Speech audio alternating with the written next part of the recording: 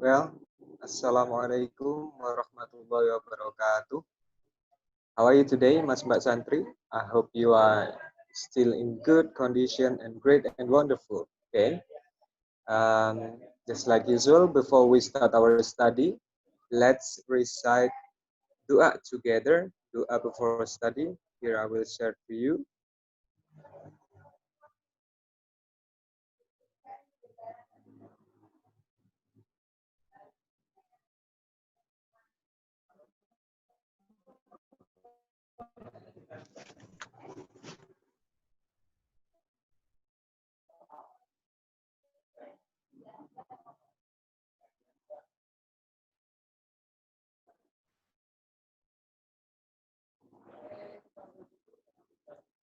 Bismillahirrahmanirrahim.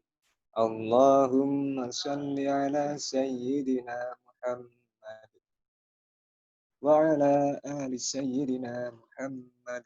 Allahumma akhrijna min dhulumatil wahm wa akrimna binuril fahm waftah alaina bima'rifatil ilm wa hassin akhlaqana bil hilm وسهل لنا أبواب فضلك وانشر علينا من خزائن رحمتك يا أرحم الراحمين وصلى الله على سيدنا محمد وعلى آل سيدنا محمد والحمد لله رب العالمين.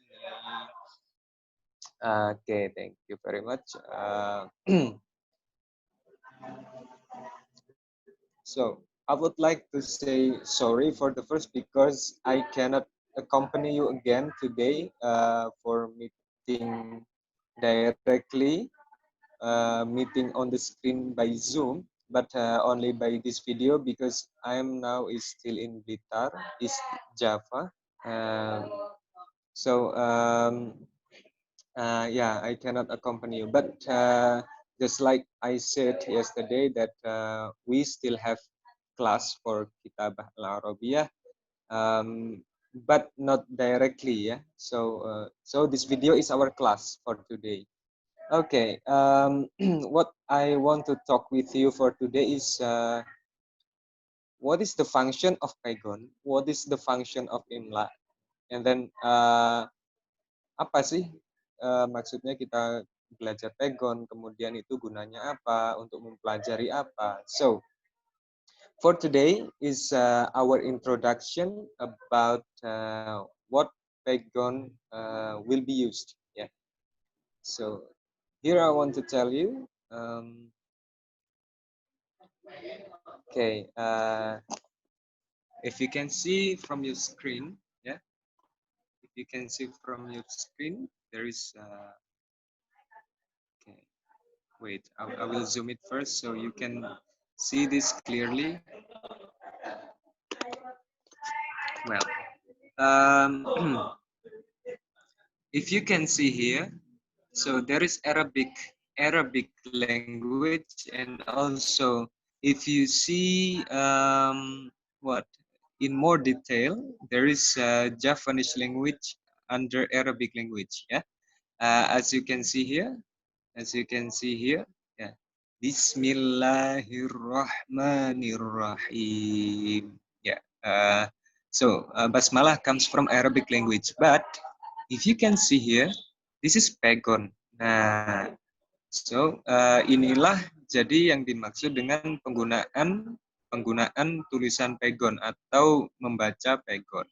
Gunanya apa? Yaitu untuk memahami bahasa Arab atau Islamic literature that almost 100, but more than 900% Islamic literature are in Arabic language, ya. Jadi hampir semua, bahkan 90% lebih literasi Islam, literasi itu adalah sumber-sumber pelajaran Islam, itu berasal dari bahasa Arab, ya. Memang kalau kita tahu ada banyak sekali referensi Islam yang sudah menggunakan bahasa Indonesia, tapi kan itu terjemahan dari orang-orang zaman sekarang ya. Tapi that's written in Arabic language. Jadi kalau kita mau tahu sumbernya yang asli, semuanya itu tertulis dalam bahasa Arab. Nah, untuk memahami bahasa Arab itu, makanya kita perlu belajar pegon. Nanti selain pegon juga kita akan belajar nahwu. Nahwu itu like grammatical but for Arabic. Ya, Arabic grammatical. Some people said that. Okay, we will not talk about nahwu and sorof. Sorof is also grammatical for Arabic, but we are not talking about both of that, nahwu and sorof, for today, because today is the introduction for how to recite or read kitab classical kitab ya, atau kalau orang kalau santri-santri itu bilangnya kitab kuning. Jadi kenapa dinamakan kitab kuning? Karena zaman dulu kitab-kitab yang seperti yang Mas Mbak lihat di layar ini itu tertulisnya di kitab di kertas yang sudah lama-lama ya kitabnya itu. Jadi sampai warnanya itu berubah jadi kuning beberapa. Nah, akhirnya sampai kenapa dijuluki kitabnya kitab kuning. Itu sebetulnya kitab tradisional atau kitab ulama zaman dahulu yang saking tuanya warnanya sampai berubah menjadi kuning. Nah, tapi kertas zaman sekarang itu kan sudah putih-putih ya. Jadi tetap biasanya teman-teman santri yang di pondok-pondok di pondok-pondok tradisional, pondok-pondok salaf itu menyebutnya tetap kitab kuning ya. Meskipun kertasnya sekarang sudah warnanya putih. Seperti yang ditampil di screen ini warnanya juga sudah putih ya. Okay, I would like to practice this. The first is about basmalah, ya, Bismi, Bismillahi, and then how to read that in Pegon. Bagaimana cara kita membaca dalam Pegon? Yaitu membaca satu frase, satu frase. Frase itu kalau dalam pengertian lain mungkin satu susunan kata, satu susunan kata. If we say, if you can say here, Bismi, Bismi. Here is the meaning that written in Pegon, kelawan berkahi, kelawan berkahi. Ya, if you can see here, kelawan berkahi. Berkahi apa? Ini kok terputus, maka bacanya bagaimana? Dibaca lengkap ya. Jadi Bismillahi, kelawan berkahi asmo Allah. Ya. Kelawan berkahi asmo Allah, if you can see here. Jadi besok kita praktek baca kitabnya seperti ini. Ya. Kelawan berkahi asmo Allah. Demi agar kita mendapat barokah dengan menyebut nama Allah. Yeah, that's the bahasa meaning. Ar-Rahmani, ya. Ar-Rahmani, kenapa saya baca ar? Padahal kan ini nggak ada harokatnya. Ini seperti yang sudah saya bahas ketika di kelas saya menjelaskan al yang syamsiah dan al yang qamariyah, ya. Jadi ini kalau sendirian dibaca ar-Rahmani. Karena disambung hir-Rahmani. Ya. Jadi A-nya, fathahnya tidak perlu disuarakan. Ar-Rahmani, this is the meaning. Kang welas asih dunyo akhirat. Ya. Kang welas asih dunyo akhirat. What that mean? Yaitu yang belas kasih di dunia dan di akhirat. Allah yang belas kasih di dunia dan di akhirat. Ar-Rahimi kang welas asih ing dalem akhirat beloko, ya. So this is very clear, yaitu Ar-Rahimi kang welas asih ing dalem akhirat beloko. That means Allah yang Maha Pengasih besok kelak di dalam akhirat, ya. So the point of this basmalah yaitu kelawan berkaya asma Allah kang welas asih ing dalam dunia akhirat kang welas asih ing dalam akhirat bloko. Jadi dengan menyebut nama Allah yang maha belas kasih di dunia dan di akhirat, ya. Memang Ar-Rahmani dan Ar-Rahimi itu both of it have almost similar meaning, Cuman Ar-Rahmani itu belas asih di dunia dan akhirat. Kalau Ar-Rahimi itu lebih spesifik yang belas asih di besok kelak di akhirat. Okay, so that's the way how we will translate our Arabic literature. We use Pegon written here, and we use Javanese language here. So this is Arabic, and this one is Javanese. And now I'm speaking in English. Yeah. But don't worry. By the times you will know about this, and it will be easier for you. Yeah. Just for your information, dulu seperti saya yang sudah saya sampaikan ya, saya dulu juga juga tidak mengerti bahasa ini artinya apa. Jadi jangan khawatir yang tidak memakai bahasa Jawa, bahkan teman-teman yang setiap harinya menggunakan bahasa Jawa pun ada beberapa kata yang masih belum familiar ya. Karena memang bahasa Jawa yang dipakai di kitab ini lain dengan bahasa komunikasi sehari-hari di masyarakat Jawa. So don't worry, kita sama-sama belum tahu. Gitu.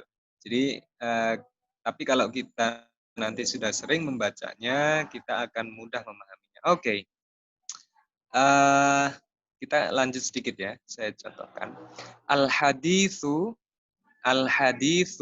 ya cara bacanya gitu. Al-haditsu utawi iki iku hadis. Al-awwalu kang kawitan.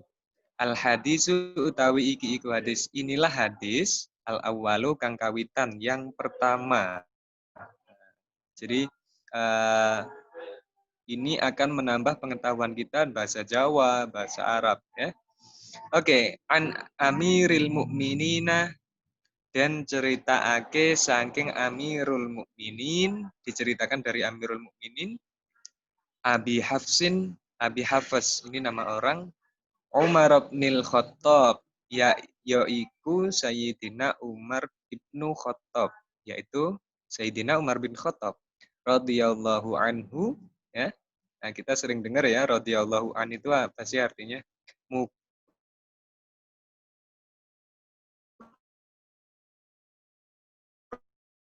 Rodiyah, semoga meridhoi ya. Sopo, siapa yang meridhoi? Sopo Allahu, Allah. Semoga Allah meridhoi anhu maring Umar.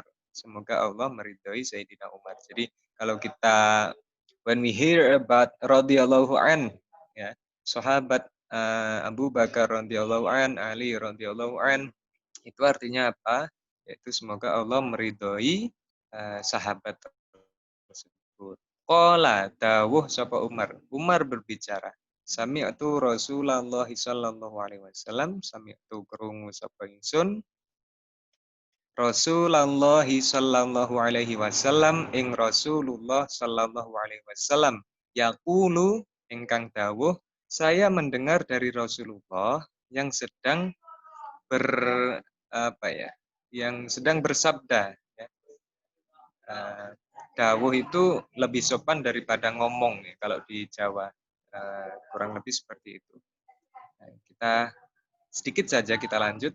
Innamal a'malu, pastine utawi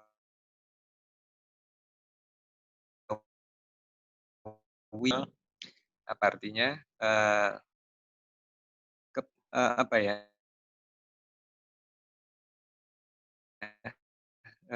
Sahnya beberapa amal ya. Sahnya beberapa amal iku itu dibaca sebelum bahasa Arabnya dibaca. Kalau yang lain kan tadi innamal a'malu pastine utawi sahe pira-pira ilmu. Tapi khusus untuk iku itu dibacanya sebelum Arabnya. Jadi gini, iku bin niyati.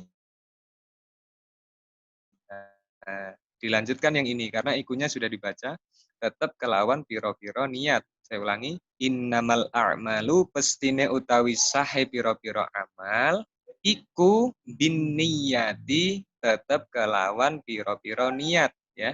Ini kita sering dengar sekali sepertinya, innamal a'malu bin niyat. Sesungguhnya sahnya amal atau amal perbuatan itu tergantung pada niatnya. So, jadi this is only the introduction for how to read Pegon, and then what Pegon means, and then what is the function that about we learn about Pegon, apa maksud dan tujuan kita belajar Pegon. Nah, nanti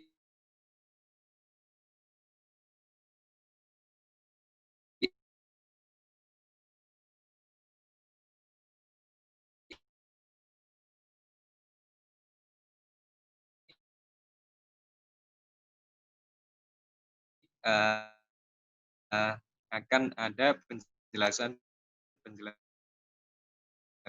berikutnya. Ini baru pengantar saja.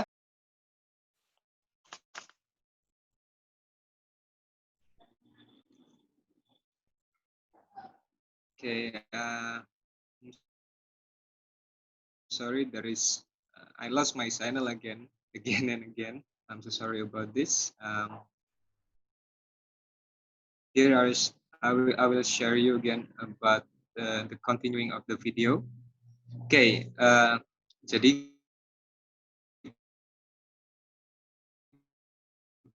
itu ya adalah pengenalan pengenalan Pegon dan bagaimana penggunaannya nanti dalam kita membaca kitab klasik alias kitab kuning. Ya, cukup you can say traditional kitab or classical kitab ya, but don't say yellow kitab. Kitab kuning is istilah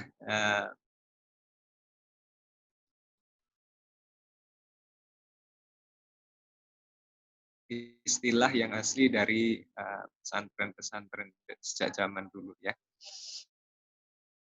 Okay, thank you very much. So this is the lesson for today.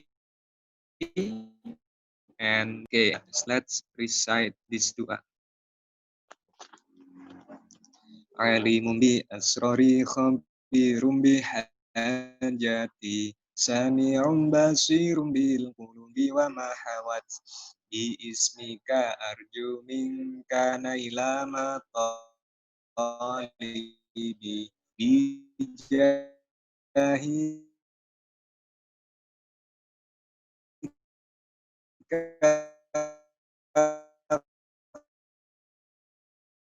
fal amla